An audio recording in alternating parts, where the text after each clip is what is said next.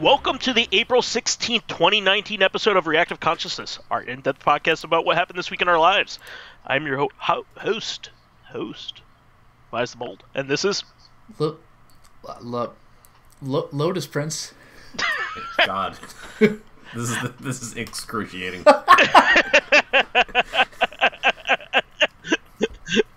And nobody else is that cynical on our podcast. Who is this? Clearly it's OldManStompy. This could only be classic OldManStompy.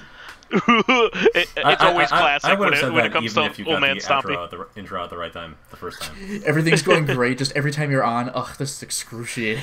Why am I even here? To be honest, the intro doesn't flow very well and is hard to say to begin with. It's not entirely my fault, though it is because I wrote it. I was going to say, you wrote it.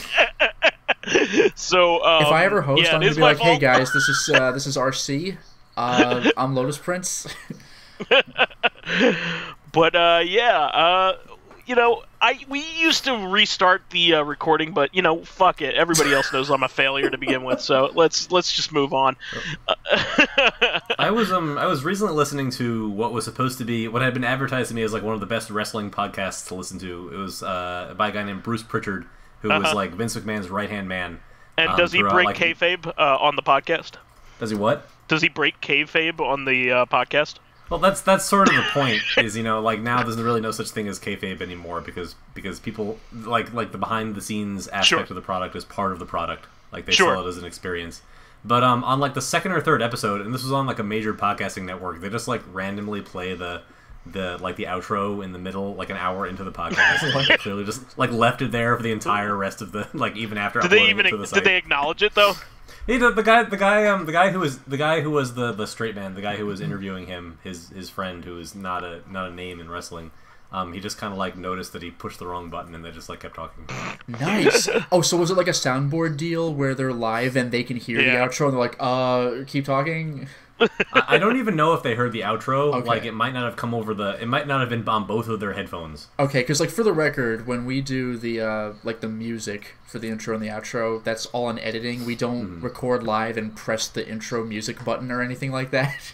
So that's like, that would never happen with us unless we really, really fuck up editing somehow. Yeah, we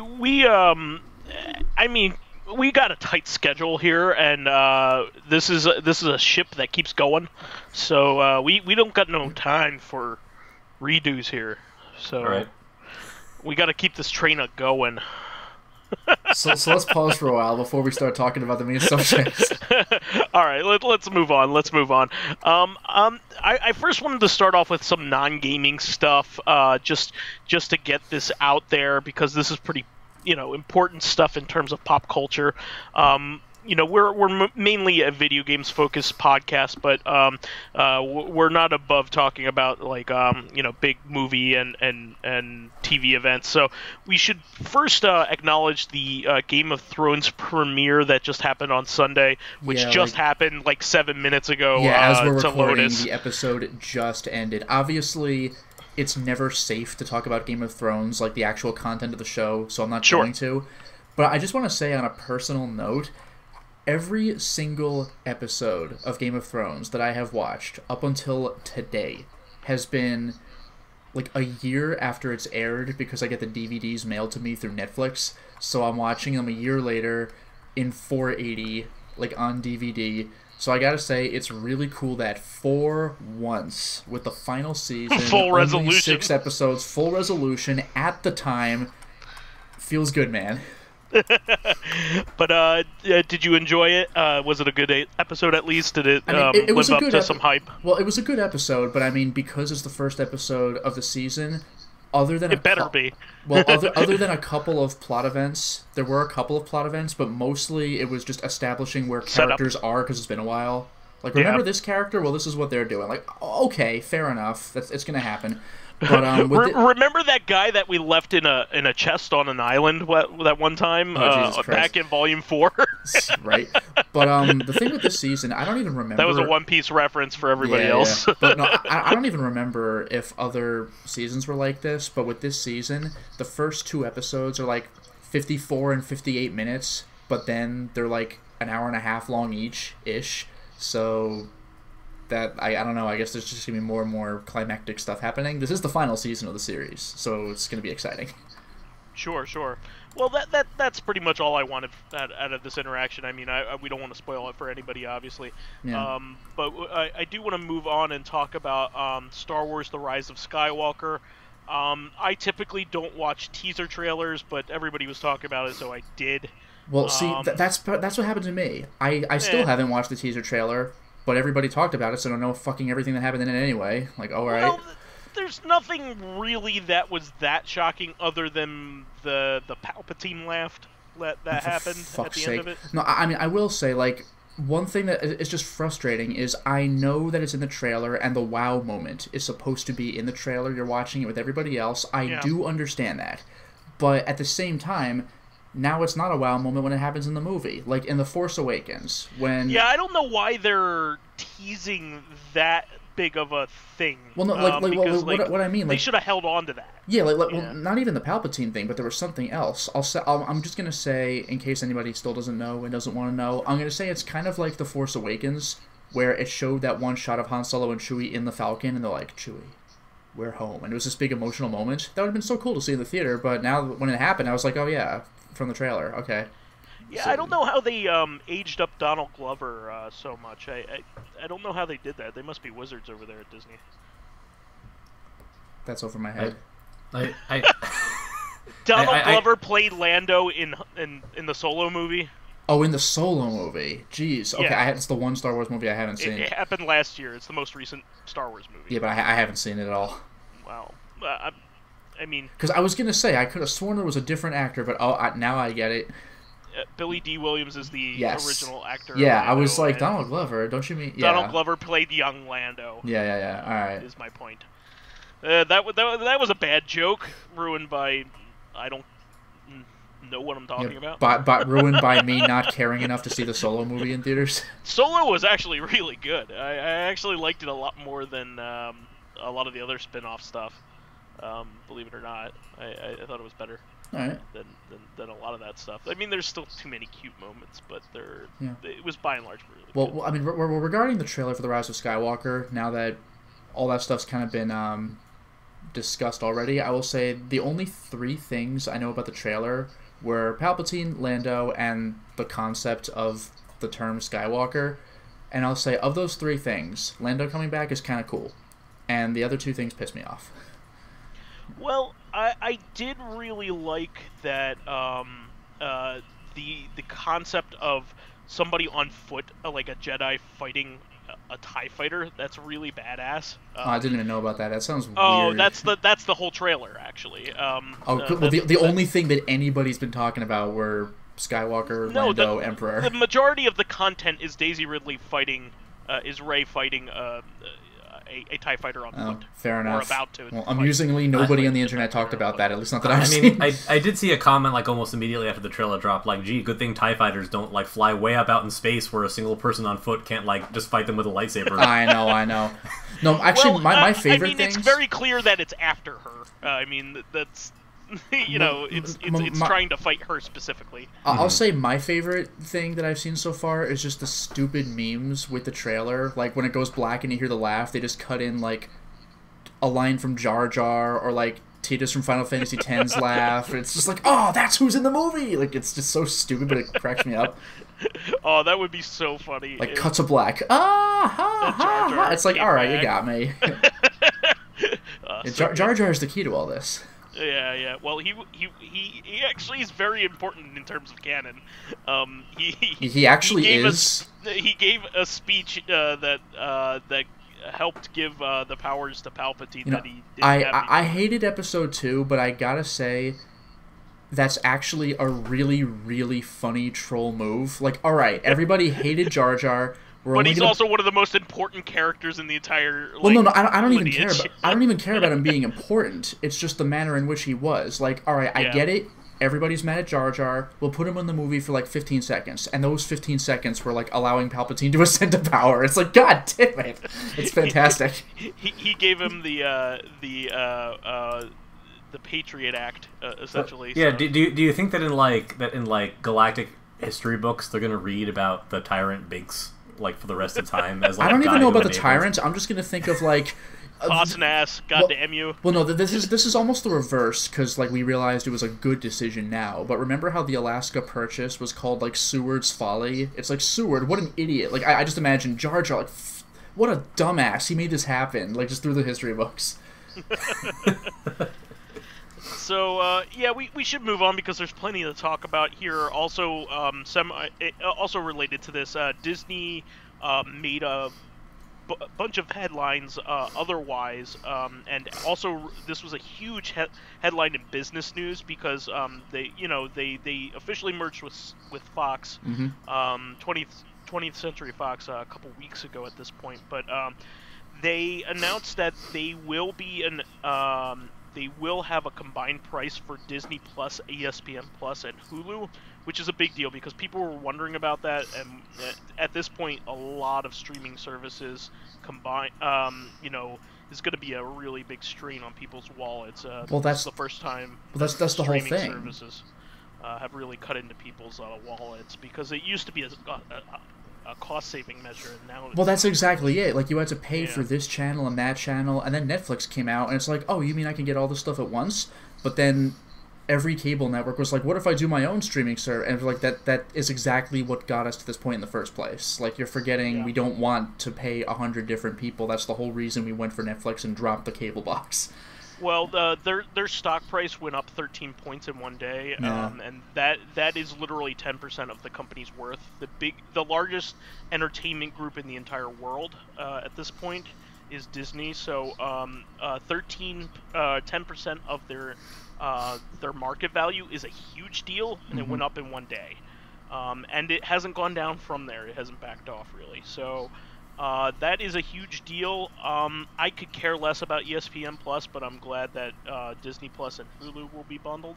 That's pretty cool. Because Hulu is actually a pretty good service. Well, with ESPN though, wouldn't you also get ESPN 8, the Ocho? The Ocho. That's the most brilliantly stupid name. As amusing as that is, sort of one of the like important things about the prevalence of like modern streaming and how easy it is to get your hands on scripted media. Is that right now, especially for network television, live sports is like one of the most desirable properties. Oh, absolutely, yeah. Yeah, so, that's actually the one holdout I would say that a lot of people have to keep cable is especially because a lot of local teams are locked down by companies like Comcast. So especially in Philadelphia, for instance, almost all of the major sports teams, I think all four of them, except for the Eagles, are locked down by Comcast. So you have the 76ers, the Flyers, and the Phillies. And Philadelphia is a huge sports town. There's a lot of viewership there. Hey, why are they called the Phillies? They are female horses. You see. They are invested in brotherly love. You see. So that's why they call it the city of brotherly love. Philadelphia means the city of brotherly love, literally. Fair enough. I never really thought about that, like fidelity. Yeah. No, that's why it's called. Right in there, yeah. But so yeah, so Disney. Forgive me if I'm wrong, OldManStompy, but Disney owns rights to the Yankees channel now. The Yes Network. It's not clear to me if that's the case. I honestly don't remember if they do or do not. I'm pretty sure they do. Okay. I think I read that. I mean, it wouldn't surprise me just if I heard that news. Because, well, it would have to have been a partnership, right? Because the whole point was that the Yankees were the first major sports team in America to open their own provincial network, channel. Yeah. Right? Their own channel that they sold to specifically to like New York area markets, but also they're the only one with with the market to sustain it, really. Right. I mean, there were some cushy deals, like Ted Turner owned the Braves, so of course for a long time. So of course TBS aired all the Braves games, and the Chicago Cubs always had a really favorable broadcast contract with WGN, which is a local Chicago network originally. Of course, now it doesn't matter because like almost all these channels are available nationwide. Sure. Through like cable services. So it's kind of surprising to hear that Disney had purchased the Yes Network, but also considering Disney's current business strategy, it's not surprising. They're like trying very hard to consolidate like a wide range of a really big media portfolio. It was part of the Fox acquisition. Is the point of that? It was one of the Fox networks.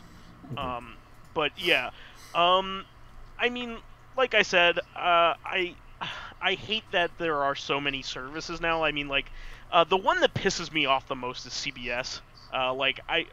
Why does that one exist? Nobody wants that but old people. But they have, like, 2 TV shows that I would be interested in. Well, that's exactly what I was going to say. It's like, nobody wants this network, but wait, we have Star Trek Discovery. Like, son of a bitch. Well, actually, the big one for me is Twilight Zone. I want to see Jordan Peele. Yeah, that's actually interesting. That's actually the major thing I want, because I loved Us and his other one. Get Out.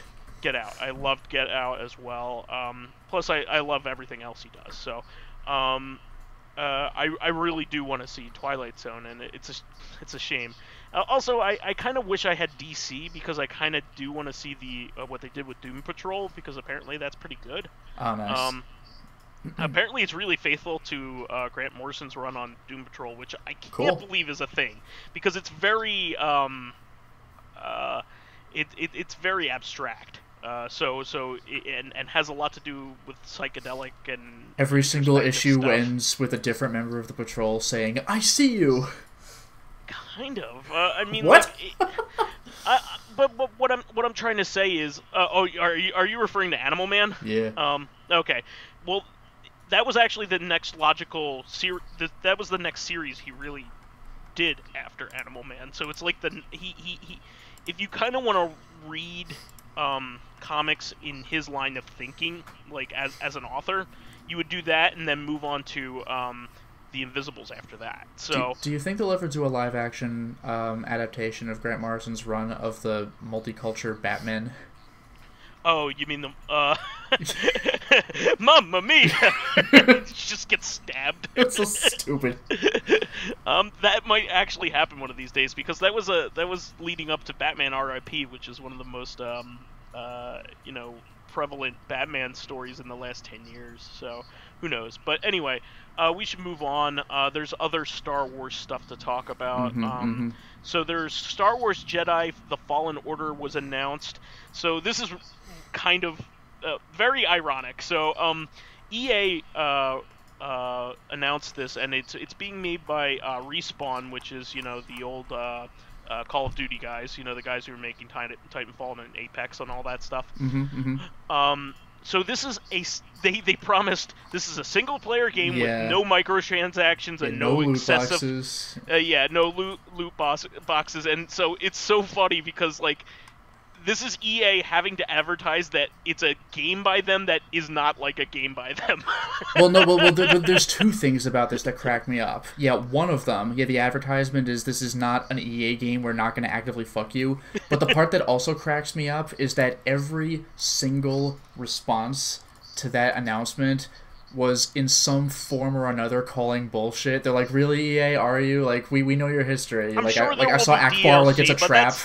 That's the norm. Well, DLC's really a different deal. About DLC anymore. Yeah, but like everybody's like, is it EA though? Is it like even Devolver Digital made a response? They said something like, it was for like Tuki Nuki or whatever. They're like, I promise, single player only, like no loot boxes. What?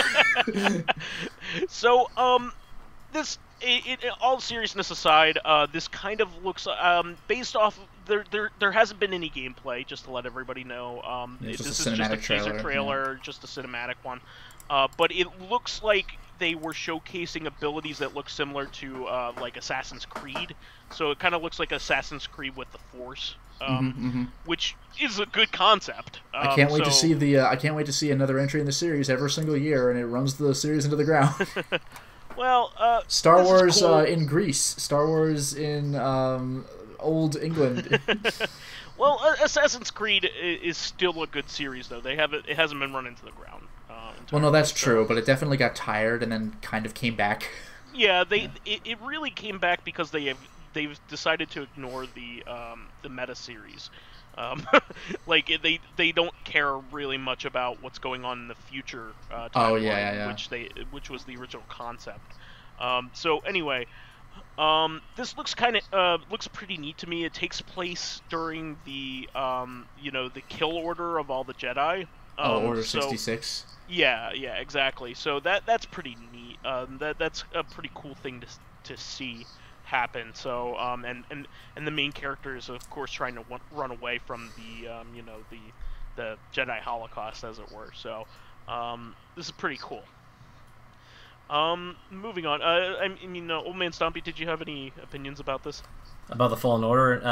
No, I was still I was inside my head a little bit about the Disney thing, but I've said my piece on that the last time we talked about this specific thing with the Epic Games Store, and that this is a case where at least in the opening stages, competition doesn't really help the consumer. It just means that every channel has its own balkanized service. Yeah, and it's really frustrating. It's just growing pains, I think. We gotta streamline this, and then it'll be a cool thing. Well, I mean, what's probably going to happen is that someone is going to sell a package deal. Some of these companies are going to merge because they're not going to succeed. A cable package. Yeah, right. Well, yeah, exactly. And then this is going to happen all over again in 20 years or so. But in the meantime, it's going to really suck for people who cannot participate in the zeitgeist because they can't afford to watch every single television show in existence. Luckily, you could. Unlike back then, you could digitally purchase stuff. So if you wanted to divorce yourself of streaming services, there are still, at least right now, as of right now, there exists an infrastructure for you to buy almost any show that you want a la carte. Well, it's true, but that's not usually what really happens. People will buy Netflix, and in order for them not to do Netflix or whatever their personal service is, or Hulu, or any of these services, they're going to keep that service until something motivates them to do the other one. And then either people are going to wind up subscribing to all of these services and with these invisible bills that auto resubscribe you in perpetuity, for years years at a time, or they're going to watch one at a time and just miss the rest of it. No, actually, I will say one other thing though is in addition to being able to purchase shows individually or whatever, because the internet exists, unless it's some premium channel like HBO or something, oftentimes you can go to sci-fi.com or NBC or ABC.com and just watch whatever show you missed the very next day. Even Cartoon Network does this, Sure. So, and that's free, so that's pretty nice too. Well, Sure. A lot of the channels do ask you to put in a billing ID. So Cartoon Network does, but the others don't, I don't think. Well, sometimes. I tried to watch the NCAA men's basketball tournament, and they require you to log in. Even though it's technically free, you're required to verify that you are an active subscriber to at least one television service. Yeah, no, that is true. Adult Swim has done that to me. Make sure that you're using Comcast or Verizon or whatever the hell. But I don't think I got that problem with NBC, ABC when I was watching The Office and stuff like that. So it's going to be arbitrary, you know? Yeah. For instance, I watch a lot of the FX shows. I really like Atlanta, and I really like, Archer. And back in the day, I absolutely loved Afro Samurai when they were airing that. Oh my god, yeah. And then, that was FX? Of course, yes. Damn, okay. And probably my favorite show of all time is Fargo. I absolutely love the show. Fargo was a delight. Wait, Afro Samurai wasn't Spike? Oh, it might have been Spike. I'm sorry. All right. But no, you're right. Yeah. Fargo was a freaking treasure. Yeah. But what I was gonna say is FX does require you to put in a proof of subscription billing ID. Yeah, which is now owned by Disney, by the way. Oh boy. So yeah. And the Simpsons even lampooned this years ago. You know the Simpsons Predict the Future. They had oh yeah. I think they actually did have 20th Century Fox owned by Disney, and now it's actually happened. But yeah, they even put up a we're a part of Disney. I saw that teaser, which was actually pretty funny. Yeah, I do appreciate that they're still able to make fun of their host network. I mean, they have to. That's their shtick. Yeah. So, but they made fun of Fox more than anything. Oh, they blasted Fox back in the day. Yeah. But I actually really like The Simpsons right now. The last 2 seasons have been excellent. And, I've heard they've come back. Yeah. Yeah, I really do recommend people that have written them off in recent years to go back and check them out.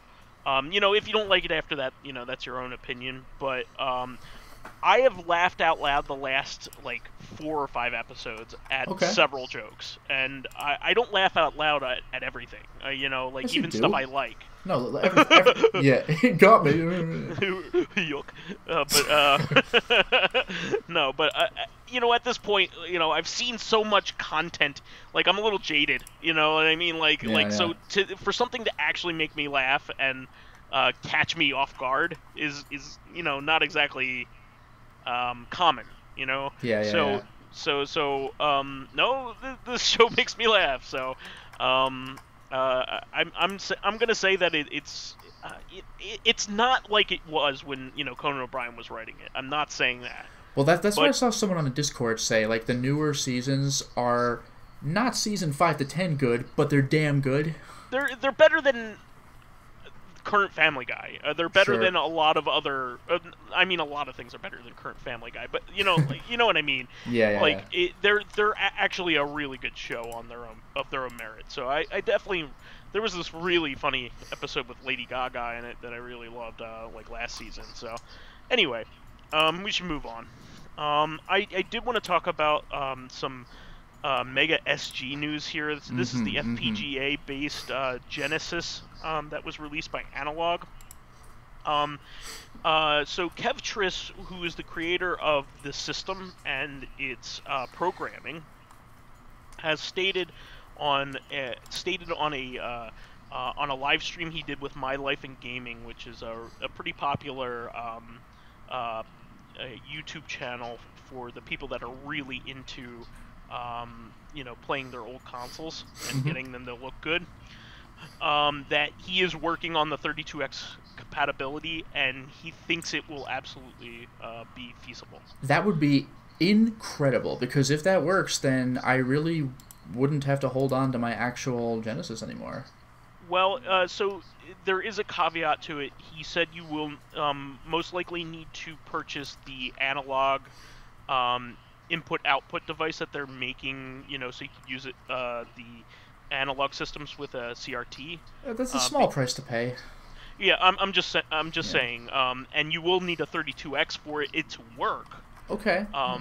But there may be, even maybe down the line, maybe, you know, something else. But well, there may be down the line, but I mean, I can't complain too much about that, because like, you still need a Sega CD for the Sega CD games to work, you know? So it is what it is. Precisely. And I expect the Sega CD to get an ODE eventually, an optical drive emulator.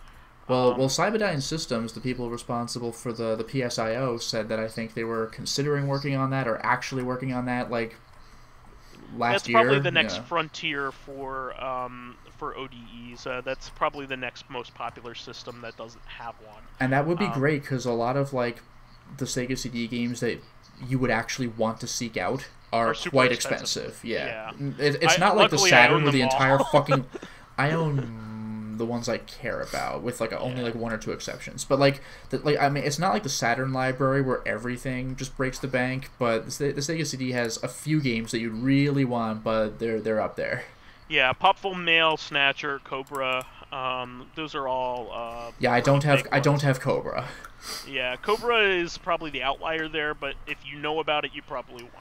Yeah, Cobra is one of those things where, like, I was never into... I've never even watched Space Adventure Cobra, but it looks like a really interesting game anyway. Like, it's fun. It's like for the Saturn... oh, no. What was the name of the last Saturn game released in the West, the anime game? Magic Knight Ray Earth. Ray Earth. Yeah, again, I've never seen Ray Earth or anything. I don't have a connection to that game, but it'd be cool to play, I think.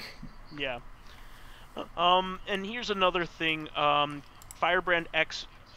just before we even started recording, released a video detailing obsessive settings to get the Mega SG to be configured very accurately. for like pixel perfect stuff and probably audio stuff as well. That's so good. I haven't watched it yet, but this is the guy you need to watch if you are obsessive like Lotus and myself about details like that. Yeah, this is the guy whom Vice has talked about several times in the podcast before, who, if you ever have like an upscaler device for any of your systems, he has the exact horizontal and vertical settings for your picture to be so it fits your screen perfectly without looking weird. Like, this guy takes up way too much time just looking up this minutia and making it really pleasant for himself and for other players who want to use this stuff. A lot of times he'll compare emulator screenshots, to get perfect looking pixels and things like that, and he's exactly the kind of person you need working on this because it's very tedious and very difficult work, and he does a really good job with it. And he goes over the top too. Like, I remember for the PS2, for example, he has 720 and 1080p settings if you want a sharp image, if you want a soft image. It's like, it's way over the top. Yeah.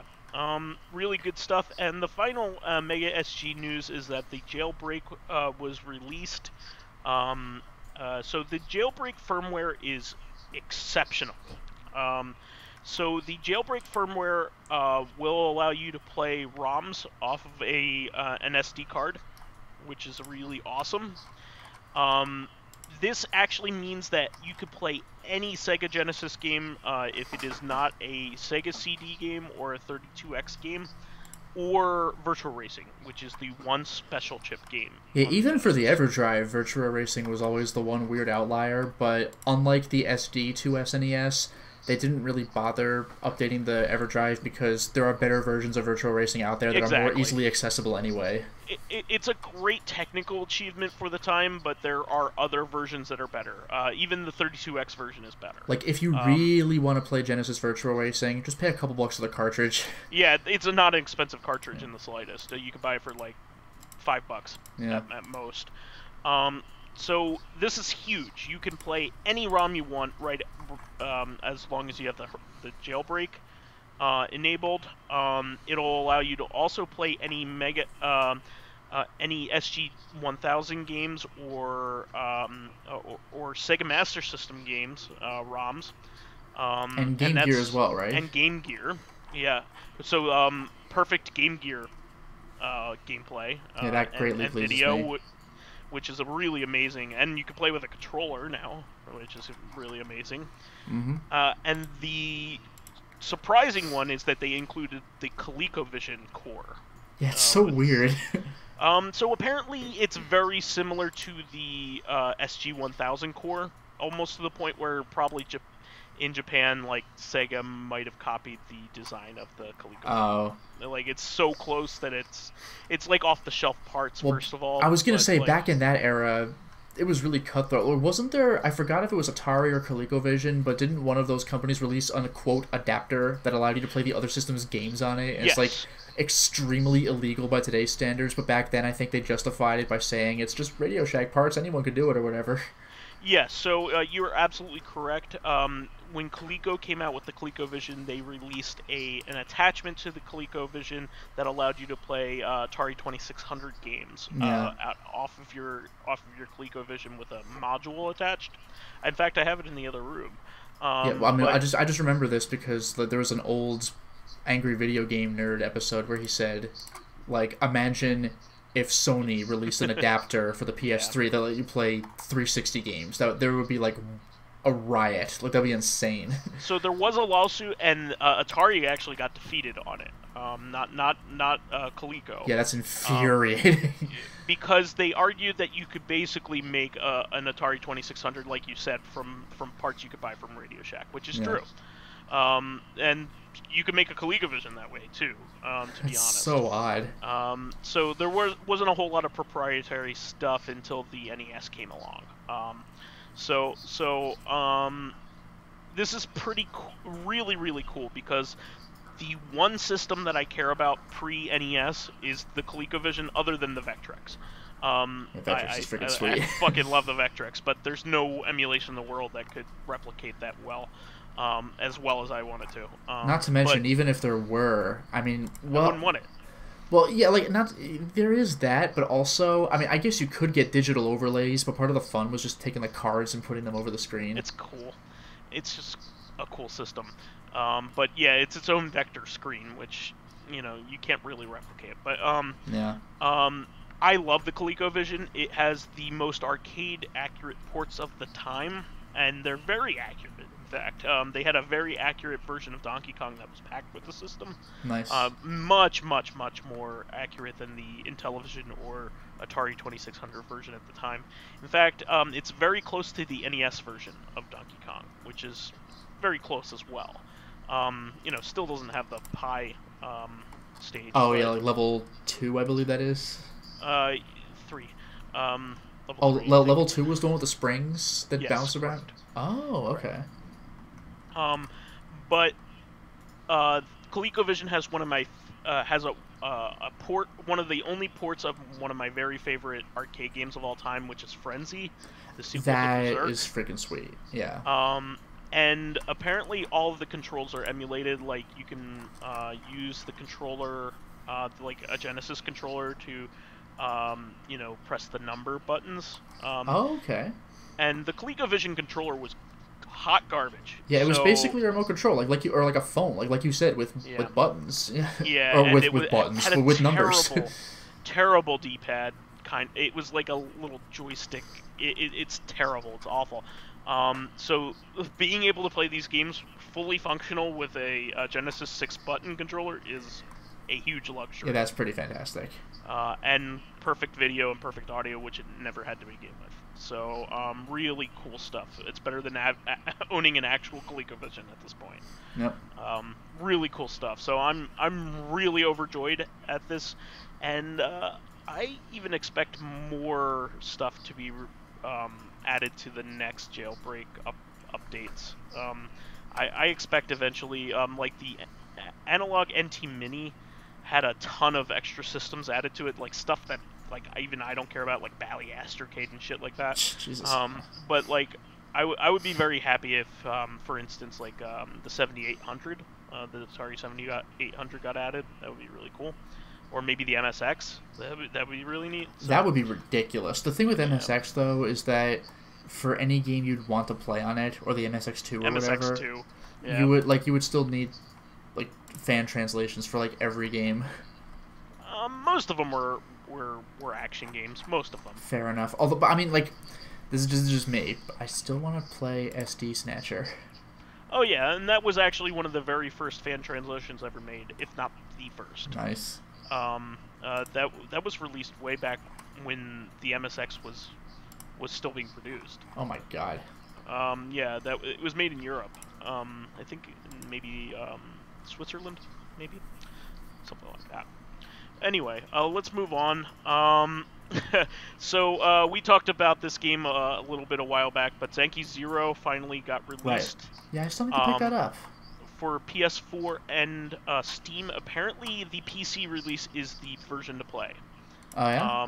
Yeah, because it does have keyboard and mouse control, and it does matter in that game. It's actually easier to play with the mouse. Apparently, the game is great. Has some really great. Apparently, it's really heavy in terms of emotional stuff, because the characters know that they only have a very short time to live. Yeah. So there's some really heavy stuff having to do with that, and it got high critical acclaim despite the the weirdos who really are pounding for that. Really pounding for the stuff that would reduce the critical acclaim. Yes. Exactly. I'm not gonna talk any more on that. You should buy the game because it's good, and it's by the Nonary Games group, I think. Okay. OldManStompy, is that correct? I mean, it is by the. Isn't Zenki Zero the Danganronpa team? It's the Danganronpa team. I'm sorry, I screwed that up. Start the podcast over. Spike Chunsoft does both of those, don't they? They produce both of the series, yes. Yeah, but I think you're right. Specifically the Danganronpa team worked on it. I knew it was one or the other. But apparently it's really good. It's a grid-based dungeon crawler, which is but with some unique elements to it. So yeah, that just cool kind of throws me off. Like I just don't expect a grid-based dungeon crawler from like the Danganronpa team. It's just kind of funny. Yeah. Well, I mean, they've done there's bonus content in some of the Danganronpa games which are a dungeon crawler. I think V3 has it. Okay, I haven't. I don't didn't know. Yeah, it's like a pretty like deep like thing that you do after the game is over, in the same vein as the like the school life. I mean, it's not like the school life like you're intended to get to know the characters better. It's called like the yeah, talent but it's like a different game though. Yeah, it's like a totally different game that you could spend hours playing after you finish V3. Jeez, okay. Oh, that's neat. I'm actually playing. I'm at the very end of 2. Nice. So I'm in the last 2 chapters of 2. So I'm very happy and happy to be towards the end of it, so I can move on to V3 after I watch the anime. That's the correct order, right? You're supposed to watch the anime, the Danganronpa 3 before you go into V3. Isn't that how it works? Yeah, I would. So V3 has like no like real story connection. I mean, yes, it takes place canonically after V3, but the anime is supposed to be the close of the Hope's Peak Academy saga. Okay. And then V3 is more or less a separate story entirely. Okay. Still taking place within the Danganronpa universe. You should also try to play the other game, Ultra Despair Girls, if you're so inclined, before the anime, because it definitely is intended to be played in that order. There's an entire episode of the anime that will make no sense really unless you've played Ultra Despair Girls. Okay, that makes sense. That's not a terribly long game to begin with, right? No, I played it over the course of like a week. I think I was on a business trip and I played it on my Vita. Yeah, I have the Vita version, and also the Steam version, but I'll probably play the Vita version because it'll be easier for me. Okay. But yeah, I definitely recommend picking up Zanki Zero because apparently everybody who's played it in earnestness loves it. So games with survival mechanics make me really anxious. That's like literally the only reason why I have not like picked this game up. I feel like it will drive me crazy, even if it's not really that hard. Me too. I know your pain. I mean, that's why I was very nervous about playing Dark Souls for so fucking long. But moving on to some more announcements. God Eater 3 for Switch was announced for the West. This is the most successful imitator of the Monster Hunter series. Is the God Eater series, and apparently has quite a few fans. I don't know much about it, but apparently a lot of people were very, very happy to see this. I don't really. Mr. Ryu would probably know a little bit more about God Eater. But it's also maybe. I don't know if he really touches that so much as he plays Monster Hunter all the time, of course. Yeah. Like I played the first one a little bit. I got it kind of on a whim. God's Eater? God's Eater. Yeah, they called it that because they were afraid of religious implications. I guess it was the remake God's Eater Burst. Yeah, exactly. The second version. One. Yeah, the PSP one. And I have the second one. It came in the humble monthly bundle with like basically no fanfare. And the characters are in Project Cross Zone. Oh, okay. Oh, really? In both games. It's a Namco Bandai joint, right? Oh. You know, honestly, even the name God Eater, that's a very Japanese name. I'm surprised they didn't change it in general, because like in Yakuza 2, for example, Kaoru is like a main character in the game, and in Japanese she's called like the Yakuza Eater because she's like the hardcore cop who like arrests all the Yakuza, but they're like, that's not gonna fucking translate, so they called her like the Yakuza Hunter or something like that. Oh, speaking of, Yakuza Kiwami 2 was announced for PC in the West here. The game she's in, oh my god! Yep. Yeah, Yakuza Kiwami 2 is great. So that sets a really great precedent. So that is 3 Yakuza games, and the most recent ones. That have 0, 1 Kiwami, 2 Kiwami, yeah. Yep. I was reading reactions to this. I appreciate that, like, people who... The series has a little bit of a revival right now that sort of was initiated by the release of Yakuza 0 on Steam. Yeah. And it's kind of funny to me how many people played that game and then are, like, upset from playing Kiwami that, like, Majima is not an important character at all. Or that, like, Nishiki is dead by the end of the first game. Or you know, all these things that, because it's a prequel, you take for granted will be part of the main series, but are, like, completely over. That's the thing. I mean, like, when Vice asked what order he should play the games in, I joked, like...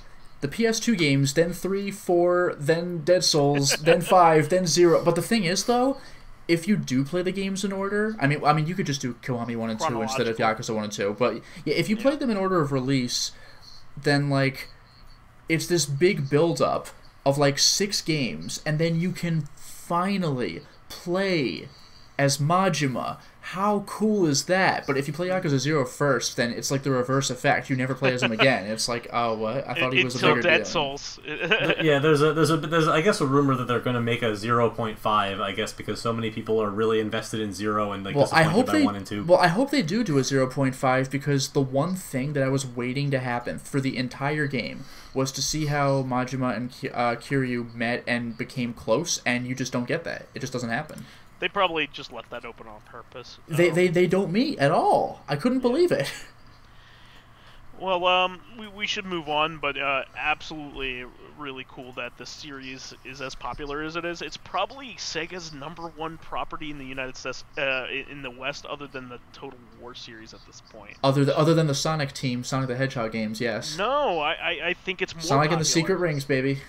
I think they stated that the Yakuza series is their like flagship series. No, it probably is. The Sonic games have series. gotten mediocre receptions at best, like every single time, except for Mania, which was not Sonic Team. Like, let's not kid ourselves. Like the entire, like I was able to buy the entire like PC Sonic game library on Humble for like $10. Yeah, you know? and that's a lot of games too. That includes like Sonic Adventure 1 and 2 and Sonic Forces. I don't think it included the mid-range ones. I guess they're not on PC yet. Like Sonic 2006. Yeah. Well, the racing games and stuff. Heroes Unleashed and 2006 never got a PC. So like, let's not kid ourselves; those are worthless. So Yeah. it wouldn't add any value to the collection at all. Unleashed is actually pretty cool. The Warhog bits are really slow and everything, but like when you're regular Hedgehog Sonic, that is the fastest I've ever seen Sonic. It's pretty amazing. I'm regular Sonic. What was it? So, what was the third time, please? I'm regular Sonic. Thank you. So Perfect. The Yakuza games can clearly like they will still generate when they come out at least a little bit of like full price traffic on PC. So that means they're probably the primary driver of Sega sales. Yep. Well, this is really cool because an actual good series is Yeah, Yakuza really is a brilliant series. Like the worst game in the series is still very good. It's just but others are better. So that it's a really impressive series. It's a pretty nice change from like it being a literal miracle that it even came out in America in the first place for the PS2, like right when the PS3 was like hitting its stride. Yeah. And then like and like after getting relegated a second time to the digital release only bin, now it's like a PC like workhorse franchise. Which is great. I mean, the only thing America is not going to get again, I think, is going to be the PS2 releases. Japan got a remastered Yakuza 1 and 2 PS3 collection, but America never got that. But at the same time, with few exceptions, Kiwami renders it irrelevant. Yeah, I mean, they're gonna re-release the PS3 trilogy pretty soon. I can 3, not 4, and wait. 5. Like true 3. Like I can't wait. Yeah. True 3 and 4 and 5. Although the cop Tanimura is gonna have a different face in 4 now. Yeah. But as for the only thing I really miss about Yakuza 1 that Kiwami did not have was a soundtrack that popped. Like every Kiwami track is a cover of the original track, so it's basically the original soundtrack. But I'm telling you, listen to the battle theme, like the regular some guy picks a fight with you on the street encounter fight theme on Kiwami, and then listen to the PS2. Like the PS2 just kills. It's delightful. Mm-hmm. Well, we should move on so we can get everything in here. I did want to talk about this is some other Sega Genesis news. The Sega Mega Drive shmup Glay Lancer is getting a reprint with original artwork by the original artist. Nice. Which is really cool. It is an unlicensed release. Obviously, it's a it's not endorsed by Sega, but it's really cool that they're reprinting a rarity for the Mega Drive, and with some fanfare with it, as kind of like a collector's thing. I'm a big shmup guy, so this is kind of cool, but I don't think they're changing the game at all. So, unless it was like a special version of the game, with some extra content, I probably won't pick it up. Mm-hmm, So this is another announcement. There was a Katana reveal trailer for Mortal Kombat 11. Mm-hmm. looked really neat to me, but there's a bunch of babies on the internet that are sad about smaller boobs and I mean, I don't know. I thighs. mean, they already did that in Mortal Kombat 10, so I don't know. Like, we've already done this. Like, yeah, I don't get shut it. up. It's just like the exact argument we had, or not argument, but the argument we were talking about in CC last week, where, you know, oh, should Sekiro have an easy mode? Like, people have already been saying, should Dark Souls 3 have an easy mode? It's like, just shut up. Like, just every time.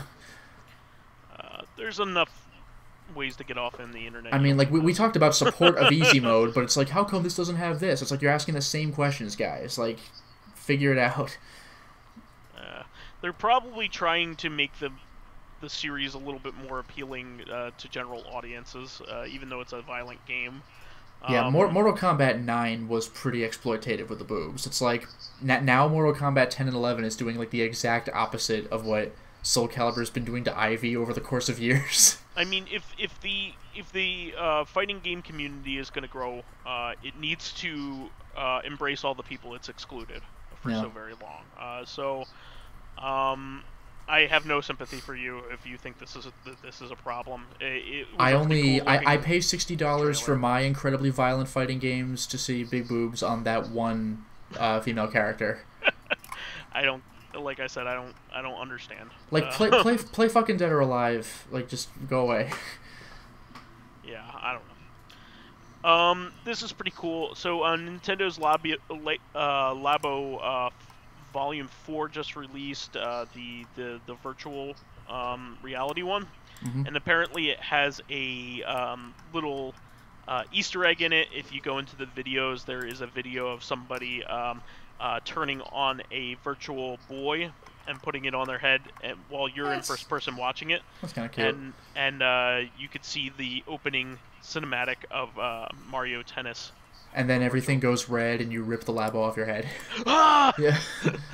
Damn it, Nintendo! Every time. And for the next 24 hours, you have like a weird headache, and you can't really figure it out. And you have to crane your neck every time you do anything, like your neck aches. Do you remember that that Apple Jacks commercial that was like a red ring and they made you stare at it on the screen, and then they took it away and then it was a green ring because like yeah, that's how how vision works. I've seen an optical illusion before, but I've never seen it for Apple Jacks. Yeah, that was like a commercial when we were in high school or something. Why do they call it Apple Jacks? It doesn't taste like apple. It's a taste you could see. That's why. No. Grandmas are making it. It's okay. Also, no. Kabuki Crisp. I was just I was just gonna say like a criminal, a black and white striped jail inmate, and his dog stole some. No, the dog was the dog of the policeman, and he was chasing after. Oh, you're right. Chasing after the guy who was stealing the cookie. Also, I mean, you probably know this, but have you noticed that it's just a dog now? No more cop and robber. Yeah, no, I think it's a dog that is the robber now. Yeah, somehow. It's like Cinnamon Toast Crunch. Even when I was a kid, it was well past this point, but I didn't realize for a while that Wendell, the guy in the box, it used to be one of like 4 chefs, and I was like, oh, what? Snap, crackle, and pop. Well, it reminds me of that King of the Hill joke. Like, Wendell's the only one left. How did he do it? It's like that King of the Hill joke when Peggy wanted to like open up her own store, like a mom and pop shop, but only she was running it. And Hank's like, no, you can't do that. If you have a mom and pop shop with no pa, people are gonna ask, like, or with only pa, not ma. People are gonna ask, like, did pa kill ma? It's like, yes, Hank, that's what they're gonna do. What were you about to say, old man? Stop me. I was gonna say today I learned that like Fruitopia still exists, but it's only available in like select McDonald's franchises. While we're reminiscing about like brands from the '90s. Whoa. You can still get Mr. Pibb in some of those places too. Mm-hmm. So anyway, let us move on. This is one added by OldManStompy. Octopath Traveler is getting a release on Steam. Oh, I heard about that. Yeah, that's a big deal. Yeah, definitely something that I was not expecting to like. I know I have it for the Switch, and I think that like the Switch is the one thing that's something that could come out for that device would be like equally as excited as if it was out on Steam. So like maybe not the target audience for this particular announcement, but like after like all the games made by this specific studio have been Nintendo exclusive, it's pretty exciting to see that one of them come out for Steam. I'm not sure I want to recommend it. It's supposed to be like really grindy. But there is an audience for that kind of game, and more games on the theme is always better than less games on the theme. Yeah, it's very much in the line of its progeny, right? Like the Bravely Default and 40 Years of Light. So I mean, the idea is that you play like the storyline of like 8 different characters, and at the end, I think you have it's like the Saga games, right? Yeah. The Saga games are like that. Yeah, but the thing is, I heard you play through like whatever characters you choose to play as, you'll see their stories through the end. But the combination you choose doesn't really matter in terms of like cool interactions between the characters. I don't think that was really done. Which I think that would be the one thing they would concentrate on. It's 8 travelers, but they just don't. But that never actually happens. It turns out the permutations are almost always too complicated for like a reasonable game design document. And so the same thing happened in the Saga games. You kind of wind up just playing the same game over and over again for every character, and at the end you're just like really exhausted. Yep. And then sometimes you still have to do more grinding if it turns out you're not strong enough to beat the final boss, which is always like super overtuned, because by the 7th time you should really know how to play the game well. Yeah. So the boss kind of reflects that. Also, like, it's the Mega Man problem, right? They don't know which one you're going to play first. So all of the opening stages are kind of at a flat difficulty curve, and then all of a sudden they only know that you've beaten all of them by the time you fought Dr. Wily. So there's a huge difficulty gap. Wait, Doctor who? Dr. X, Mr. X, Dr. Cossack. I think voice was looking for Dr. Wowie. Yeah. Dr. Wowie. Mega Man. He's just like our podcast. Wasn't that a bad take? Shut up. We don't have much time. Just put it out like that. We find that media. Put these golf balls in your mouth and talk like Dr. Light. But where is Dr. Wily? That's a good question. And that was the only voiced regular Mega Man game. So there will so not 9, 10, 11, does 11 have voices? I don't remember. Yeah, it does. Okay, well, it was the only voiced regular Mega Man 37 game. 37 takes, and that was the best one. I'm sure it was one take, and they did not bother. It had to have been. That's a good question. I still love that. They were running low on hard drive space at the time. Yeah. It's taking up so many megabytes. Only so many kilos. But yeah. We should move on here. This. Well, speaking of things coming to Steam. Yeah. Ace Attorney trilogy. Steam, Switch, and PS4. It came out on everything. Yeah, it's great, except for Xbox. Yeah. One of my very favorite game series of all time. I love the Ace Attorney series. I wish that Apollo Justice, which is the 4th game, would get some love. Hopefully, maybe a second trilogy, because there are 6 games in the main line. Right. Hopefully, we will get those eventually. But the original trilogy did get released on everything, and apparently they did a really good job with the remaster this time around. It's better than the Wii versions, which was the first versions that were on TV, on like the big screen. I guess not counting playing the original Game Boy Advance versions on a Game Boy player on the GameCube. Yes. Come on. Yes. But yeah, you're correct. But apparently they're great. I recommend 3 is considered by a lot of people to be the best game in the series. I'd like 4 the best, but I can understand why 3 is a lot of people's favorite. I mean, it's contingent on you playing the first 2. So if you're going to go for 3, don't play it first. Yeah, that's very much true. 2 just has one really, really bad case. Was this the clown that you talked about before? Fuck that clown, man. Play that with a guide. Don't play it for real. You were wasting your time. You will not be able to get it, and it's not your fault. He lies to you, and the choices are not logical. So really, what makes this part so frustrating, and there's like one part like this, and almost exactly one part like this in almost every Ace Attorney game, is that like usually you're allowed to like screw around and like try different things, and even like save scum in Ace Attorney games if you really want to, but there's usually one testimony where the judge gets really aggravated by the witness and will penalize you just for like moving down the wrong conversation paths. Oh wow! Not even. And it's not necessarily like the wrong thing to ask him. Or like it's not obvious. Like usually it's like sometimes the logic is difficult, but But like as you continue to read the testimony over and over again, that's usually how you're supposed to figure these puzzles out. But every once in a while, for like exactly one case, for exactly one testimony, they say like you have to get everything right on the first try. It was very frustrating. Yeah, and I game overed a lot during that, and to the point where I had to look up a lot of things. And this is the type of game where you don't want to have to look up a guide. And because that's the fun of the game. But Right. No, you should do it. But this is a great game series. You will have a lot of fun playing all three of those games. That's a ton of content for the amount of money. I think it's $30. That's fantastic. Get it for any of those platforms that you can. It's really, really good. Music is top notch as well. So some of my favorite video game music is the Ace Attorney music. So definitely take advantage of a release like this. This is a big surprise. I guess because like we hadn't heard from Xseed in a long time about this, so Well, they announced months ago that this was going to happen, though. But they didn't give any updates or anything, and I wasn't sure whether they were going to follow up on it because the principal people involved are no longer with the company. So Corpse Party Sweet Sachiko's Hysteric Birthday Bash was finally released on Steam this week for $18, I believe, $17.99. Something like that. And this is fantastic. If you have any love for this series at all, you should pick it up just on the concept alone, it being released. Yeah, and it surprisingly fills in some holes that were left by the time you get to Blood Drive, the final game in the series. Like, it looks like this goofy side game, and it is, but Blood Drive still has callbacks to it that I didn't understand.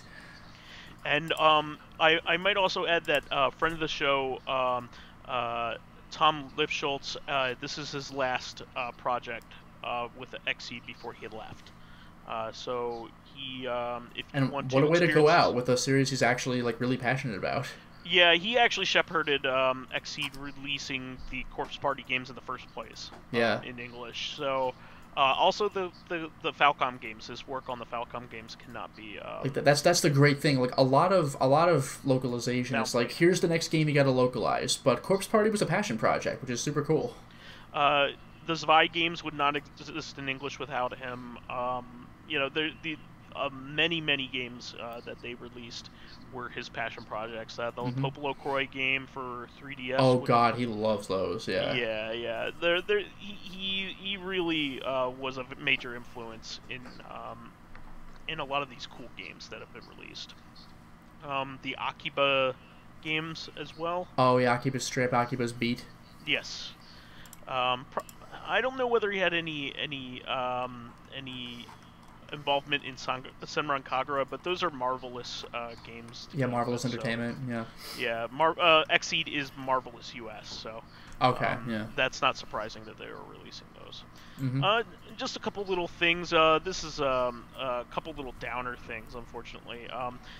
The leading 3DS capture kit manufacturer from Japan. They also made the capture kit for the Switch in undocked mode. Katsukitty is now out of business. That one, I mean, I guess it is kind of a surprise, but from what I heard about Katsukitty is that they give you a really good product, but like, well, at least for the 3DS, like after a while, like the wire might not work right or something, it might kind of like degrade a little bit, and I mean, good luck getting it repaired or whatever. Who are you gonna call them? Like I heard they're not great with communication, and you got to ship your 3DS to and from Japan. That shit's expensive. Like if you, this is a real luxury item. It's extremely expensive to make. It's almost impossible to maintain once you have it. Yeah, like so, if you don't own, it's like a $300 item to get to. Well, that's kind of what I was gonna say. Is a $300 system. Well, that's what I was gonna say. Is if you do not own a 3DS and you're like, I want to buy a 3DS with capture and ship it from Japan, it's like $500. Like the only real way, like the quote cheapest way to get this to happen is to go to Japan and walk up to the store and ask them to help you out. Apparently they were really nice if you did do that, but of course. Yeah, I heard they would prioritize you if you did that, because otherwise it could take a while. But you can't just go to Japan like whenever you feel like. Here's the thing. the alternatives that are left aren't the best. So there is a Western developed 3DS capture solution, but it's only for the regular 3DS. It's not for the new this is by Loopy.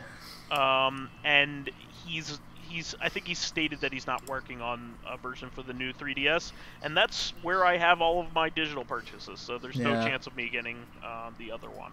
Yep. So we're just gonna have to wait until somebody comes out with a direct HDMI method, which I believe will happen in the future.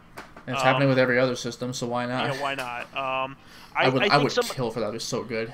I think what will happen is somebody will come out with like a dock solution, where you could put the system into a dock. And, okay. Yeah. I mean, kind of like what the Switch has now. Well, that's how developers and Nintendo view DS games on a big screen, is with a dock solution. So it is possible. Their official versions. Well, that is true, because I mean, just for the fact that commercials exist for these games, like they had to direct capture that somehow. Yeah. So also like video game websites have these things as well. That's true. So they have these official solutions, and they don't require a physical modification of a 3DS to work. So we know it's possible. Yeah. So far, the best option that you have, if you have a new this is specifically for a new 3DS, is like hacking it so you can kind of like stream your video to your computer. And even via that your modem. Isn't foolproof though. It's not the best. It relies on laggy. your internet connection. Yeah, like it's kind of like the best you can do. Yeah. But that's sad. Hopefully somebody will come up with a solution that was better than the original version to begin with. So. Yeah, that's actually the only reason I bought a 3DS in the first place, was that I knew that there was that hack solution. I was like, well, okay, there's something that doesn't involve $500. Yeah, and I might also add that they released the Ace Attorney demo of the Great Ace Attorney 2 in English, just as a teaser for the Great Ace Attorney 2 Nice. fan translation on 3DS. So That's cool. the one with Sherlock Holmes in it. Yeah, the great mouse detective is, I believe, what it's an adaptation The Basil of. on Baker Street. Wow, that's a reference. You know what's weird about the Great Mouse Detective that I never even really thought of when I was a kid? That it exists and nobody remembers it? No, like what I never thought about when I was a kid is that, like, there's one part of the movie where it shows the house from, like, what a human's perspective would have been, to the whole house, and you see like a silhouette in the window of like a guy playing a violin, and you're like, wait a minute, this isn't just a universe of mice. There really is a Sherlock Holmes and also a Sherlock Holmes mouse. Like, that's odd. He's just like Master Splinter. He's copying his master's karate moves. He's copying Orokosaki. Or no, he is Orokosaki. He's copying Hamato Yoshi. It depends on the version that you're experiencing.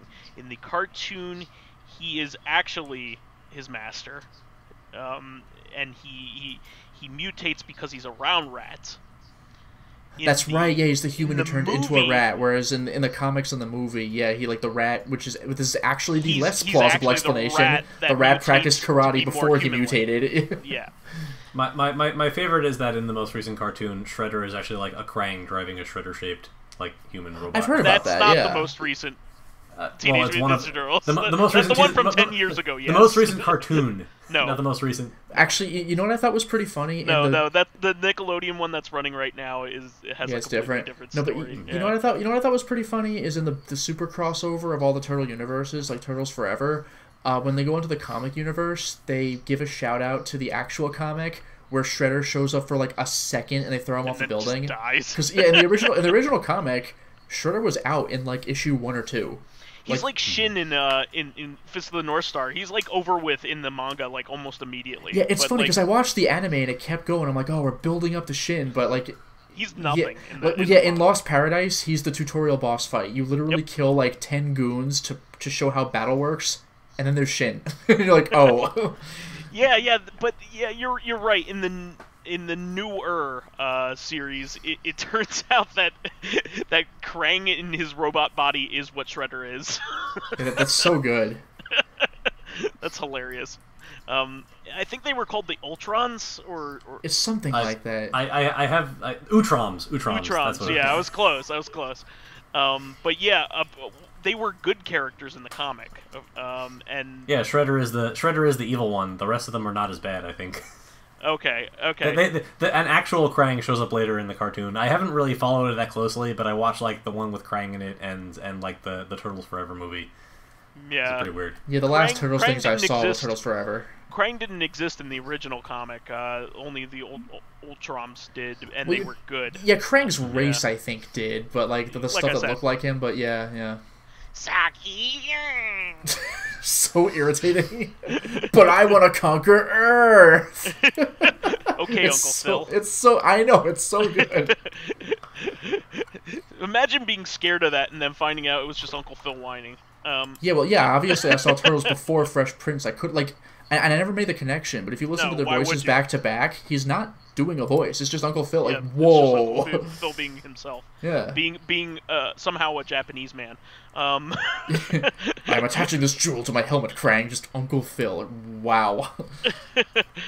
The final one is kind of a bummer for people who enjoyed this game, this Toys to Life. This is probably the most recent Toys to Life game of any note. Starlink announced that they will not be releasing any more physical toys. Yeah. Despite a very large update with more Star Fox content coming later this year. So that's kind of a bummer for people that got involved with it because they apparently it's a really good game. I own it now and I haven't had a chance to play it, but it's has some really great Star Fox content apparently. Is every line from Star Fox just Slippy being annoying? No, it's that. Oh, okay. I can appreciate that. I can appreciate that it must be like so hard to make a successful Toys to Life game just because the sunk cost in one release is so much higher than it is for like any other kind of video game. It's true. Because like if your game is not doing so well, you can always release future updates as DLC usually, but you can't do that if your game requires you to like actually have a loadout to make and ship physical toys to physical stores or even just through Amazon. Yeah, like Lego Dimensions or something. Mm-hmm. But I mean, like Lego Dimensions can at least lean on an existing brand, and like you can make Lego Dimensions toys. I don't know if they did this for the game, but you can make Lego Dimensions that are compatible with the Legos you have at home. You know, like you can just play Legos. Yeah, you don't need the game. You can't really do that as easily. Like especially like if you don't have kids. You know, and like if you're like us, it's embarrassing to buy this. You like physical stuff, but you just have so much physical stuff that it doesn't really pop on your shelf. Yeah, right? Yeah. Sure. I mean, the upside to this was that there really hadn't been an official R-Wing, physical R-Wing released by Nintendo that you could collect. At least not one that was mainstream in any regard. Well, could you buy a Volvagia toy instead? I have a red dragon. I have a red dragon Thunder Zord, so it's kind of like a Volvagia. Good enough. That is actually kind of like a Volvagia. But as I was saying, if you bought Starlink for the Switch, it comes with a fully articulated Star Fox R-Wing with Fox cool. McCloud pilot, which is really neat. And you can add like weapons and stuff to it per the system in the actual game itself. What's cool about it is you're supposed to be able to take like a spaceship and then attach like physical weapons to it to make it more powerful or change the configuration. You could do that with the R-Wing, which is pretty neat. So you could just have the R-Wing on your shelf, which looks pretty neat, admittedly. So it's a shame, but they alluded essentially in the announcement that they were sad that this is the way it had to be, but they were still continuing on with the project and the content. So likely they will just have paid DLC for a lot of the stuff in the future. So you won't need to buy physical items in order to get that. So that's kind of cool in its own regard, is that they are continuing on with the service of the game and adding more content, but also allowing you to get modifications and stuff without having to buy a physical item, because not everybody's into that. That's kind of a bummer. I wish I knew more about it. I mean, I bought it because it's... definitely buy it right now if you have any interest in this game at all, because at Target and Amazon, I think, you can get the starter kit with the R-Wing and game for $30, which is way marked down. I think it was like $80 originally or something like that. So pretty cool stuff. And you can get a lot of the physical toys for super cheap right now. You can get pilots for like $5. You can get like additional ships for, you know, $12, that kind of thing. And they used to be, you know, $25, that kind of thing. So it's a good time to get into it, and especially since the game isn't dead yet. It's going to continue on. So it's not a bad idea to, you know, buy all of the fire sale items while you can, you know, before they all run out. I mean, it's like a Steam sale, but you actually have to like get out of your house. Well, you can. I'm sure you can order some Target stuff online, and sure. you still have to like roll out of your something. beanbag chair and like open the door to say hi to the. Wipe the Cheeto dust off your face, and you don't have to do that. But, you can add some more on while you're doing it. In fact, but I have to put my face on before I go out. All right. On Disgusting. that note, you got splotch on your face. But anyway, that will be the show for this week, unless anybody has any final remarks. No, I'm good. Thanks for asking. I appreciate it. And we passed the edition. So that is the show for this week. Please remember to subscribe to the Corrective Consciousness YouTube and Soundcloud pages. While there, please give us thumbs ups, likes, and 5-star ratings on iTunes. And guys, you have been awesome about interacting lately. We had a lot of interactions last week on all the platforms. So keep it up. I've been loving it. A lot of our regulars have been very active. We'd like to see some new faces. I think we saw one new face, which is great. But keep it up. We love seeing you, and we're of course going to read your reactions on Corrective later on the week. This helps promote and spread awareness of the show, and any bit of encouragement helps keep the show going. And if you have the time, throw us a bone. Lotus and I do post about the podcast both podcasts every week on Twitter and Facebook. If you can retweet us, Facathon already does it every week. If you can retweet our links just to share with your friends, you know, some real you know, one of your favorite shows, please do it, so you know, we can introduce the shows to new people, because we would love that. The show's doing great. You know, we've retained a lot of our viewership, but we would like to see some new faces, just because it would be more fun that way. You can catch us on Thursday, as always, on our sister podcast, Corrective Consciousness, the podcast where we explore the inanity of pop culture. That's so much easier than the in-depth podcast about what happened this week in our lives. You know, come on. Finally, you can friend me as vysethebold on Steam, PSN, Xbox Live, Twitter, Battle.net, and Switch. And you can follow me on my YouTube channel, Lotus Prince. You can hit me up on Twitter at Lotus Prince. And finally, if you're interested in seeing my videos early, getting in on exclusive live streams like Kingsfield US, the most popular mainstream game right now, and announcing upcoming games for me to Let's Play, and even getting in a conversation on Discord between me and other patrons, then perhaps consider swinging by my Patreon account, which can be found at patreon.com/LotusPrince. And you can find me as OldManStompy on most major gaming and social media networks, except for Steam. You can also pick up my new line of Cheeto-themed makeup at Sephora this fall. It's a good, it's orange. It's a good fall color. Brought to you by Dr. Wiley. Good God.